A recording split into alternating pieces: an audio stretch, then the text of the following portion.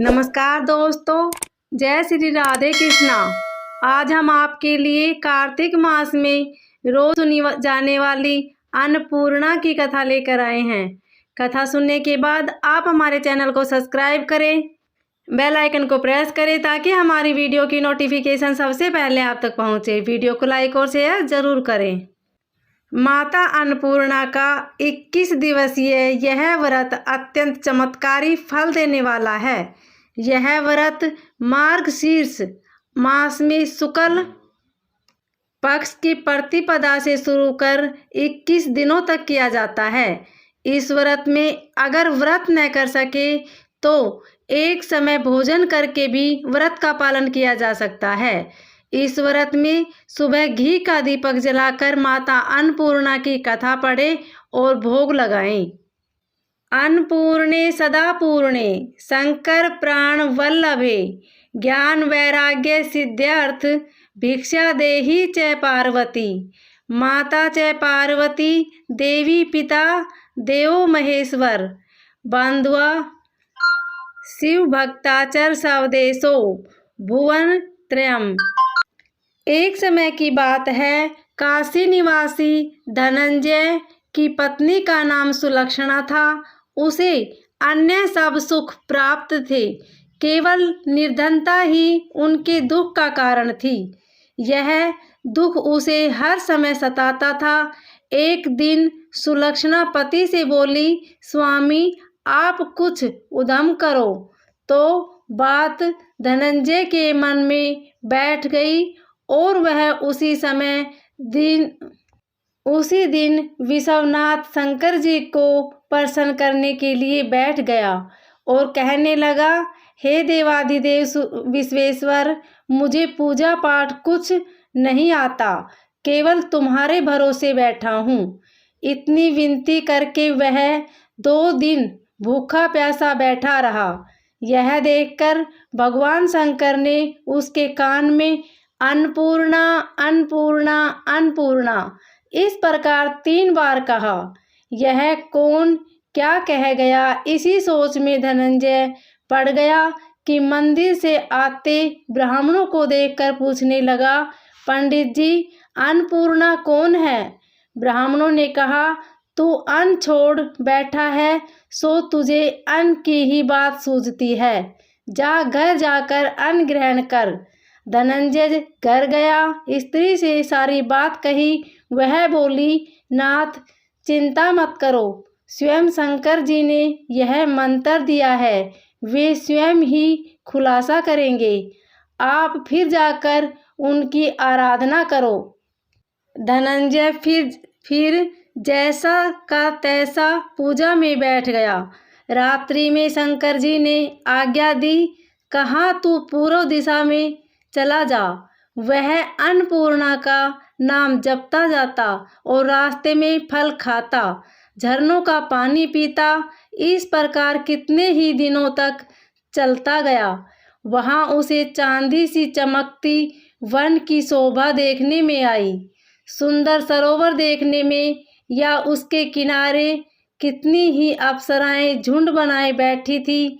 एक कथा कहती थी और सब माँ अन्नपूर्णा का इस प्रकार बार बार करती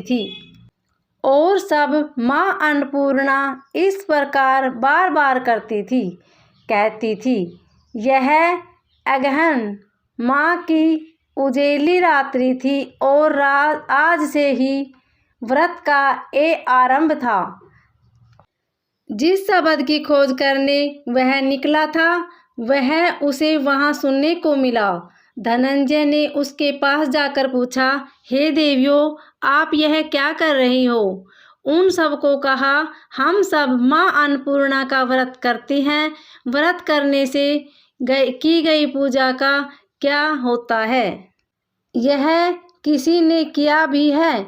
इसे कब किया जाए? कैसा व्रत है मैं और कैसी विधि है? मुझसे भी कहो। वे कहने लगी, इस व्रत को सब कोई कर सकता है। 21 दिन तक के लिए 21 गांठ का सूत लेना चाहिए। 21 दिन यदि न बने तो 1 दिन उपवास करे, यह भी न बने तो केवल कथा सुनकर प्रसाद ले। निराहार रहकर कथा कहे, कथा सुनने वाला कोई न मिले तो पीपल के पत्तों को रख सुपारी या घृत कुमारी वृक्ष के सामने एक दीपक को साक्षी कर सूर्य, गाय, तुलसी या महादेव को बिना कथा सुनाए मुख में दाना न डाले। यदि भूल से कुछ पड़ जाए तो 1 दिवस फिर उपवास करें। व्रत के दिन क्रोध न करे, झूठ न बोले। धनंजय बोला, इस व्रत के करने से क्या होगा? वे कहने लगे, इसके करने से अंधों को नेत्र मिले, लूलों को हाथ मिले, निर्धन के घर धन आए, बांझी को संतान मिले, मूर्ख को विद्या आए। जो जिस काम से व्रत करे माँ उसकी इच्छा पूर्ति करती है। वह कहने लगा, बहनों, मेरे भी धन नहीं है, विद्या नहीं है, कुछ भी तो नहीं है, मैं तो दुखिया ब्राह्मण हूँ। मुझे इस व्रत का सूत दोगी? हाँ भाई, तेरा कल्याण हो, तुझे देंगी। ले, इस व्रत का मंगलसूत्र ले। धनंजय ने व्रत किया। व्रत पूरा हुआ तभी सरोवर में से 21 खांड की स्वर्ण सीढ़ी हीरा मोती जड़ी हुई प्रकट हुई। धनंजय जब अन्नपूर्णा अन्नपूर्णा कहता जाता था, इस प्रकार कितनी ही सीढ़ियाँ उतर गया तो क्या देखता है कि करोड़ों सूर्य के प्रकाशमान अन्नपूर्णा का मंदिर है। उसके सामने स्वर्ण सिंहासन पर माता अन्नपूर्णा विराजमान है। सामने भिक्षा हेतु शंकर भगवान खड़े हैं। देवांगनाएं चंवर ढुलाती है, कितनी ही हथियार बांधे पहरा देती है। धनंजय दौड़कर जगदम्बा के चरणों में गिर गया। देवी उसके मन का कलेश जान गई। धनंजय कहने लगा, माता, आप तो अंतर्यामी हो, आपको अपनी दशा क्या बताऊं? माता बोली, मेरा व्रत किया है, जा, संसार तेरा सत्कार करेगा। माता ने धनंजय की जिह्वा पर बीज मंत्र लिख दिया। अब तो उसके रोम रोम में विद्या प्रकट हो गई। इतने में क्या देखता है कि वह काशी विश्वनाथ के मंदिर में खड़ा है। माँ का वरदान ले धनंजय घर आया। सुलक्षणा से सब बात कही। माता जी की कृपा से उसके घर में संपत्ति उबरने लगी।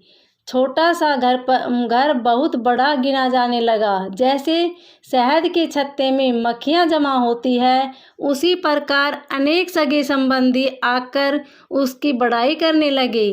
कहने लगे, इतना धन और इतना बड़ा घर, सुंदर संतान नहीं तो इस कमाई का कौन भोग करेगा? सुलक्षणा से संतान नहीं है, इसलिए तुम दूसरा विवाह करो। अनिच्छा होते हुए भी धनंजय को दूसरा विवाह करना पड़ा और सती सुलक्षणा को शोक का दुख उठाना पड़ा। इस प्रकार दिन बीतते गए। फिर अगहन मास आया। नए बंधन से बंधे पति से सुलक्षणा ने कहलाया कि हम व्रत के प्रभाव से सुखी हुए हैं, इस कारण यह व्रत छोड़ना नहीं चाहिए। यह माताजी का प्रताप है जो हम इतने संपन्न और सुखी हैं। सुलक्षणा की बात सुन धनंजय उसके यहाँ आया और व्रत में बैठ गया। नई बहू को इस व्रत की खबर नहीं थी। वह धनंजय के आने की राह देख रही थी। दिन बीतते गए और व्रत पूर्ण होने में 3 दिवसीय बाकी थे कि नई बहू को खबर पड़ी। उसके मन में ईर्ष्या की ज्वाला दहक उठी थी। सुलक्षणा के घर आ पहुंची और उसने वहां भगदड़ मचा दी। वह धनंजय को अपने साथ ले गई। घर में धनंजय को थोड़ी देर के लिए निंद्रा ने आ दबाया। इसी समय नई बहू ने उसका व्रत का सूत तोड़कर आग में फेंक दिया।